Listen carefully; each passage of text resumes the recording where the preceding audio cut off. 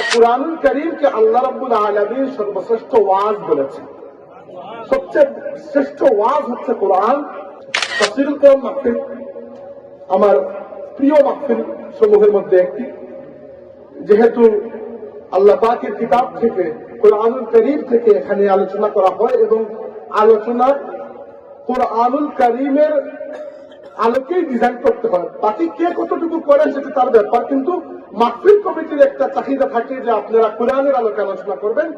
আর কুরআনুল কারীমকে আল্লাহ রাব্বুল আলামিন সর্বশ্রেষ্ঠ ওয়াজ বলেছেন। সবচেয়ে শ্রেষ্ঠ ওয়াজ হচ্ছে কোরআন। তাই তাফসীরুল কোরআন মাহফিলে গেলে আমার মনে হয় যে রাসূল পাক সাল্লাল্লাহু আলাইহি ওয়াসাল্লামের সেই সুন্নতের উপর আমল হচ্ছে।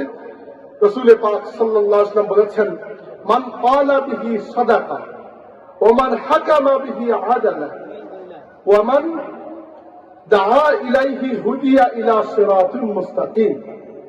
যে কোরআনের উপর ভিত্তি করে কথা বলবে সে সত্য কথা বলে। যে ব্যক্তি কোরআনের উপর বিচার করে সে হক বিচার করে। আর যে কোরআনের পথে মানুষকে দাওয়াত দেয়, অন্য কারো হিদায়াত হোক না হোক, তার হিদায়াতের নিশ্চিততা আল্লাহ দিয়ে দেয়।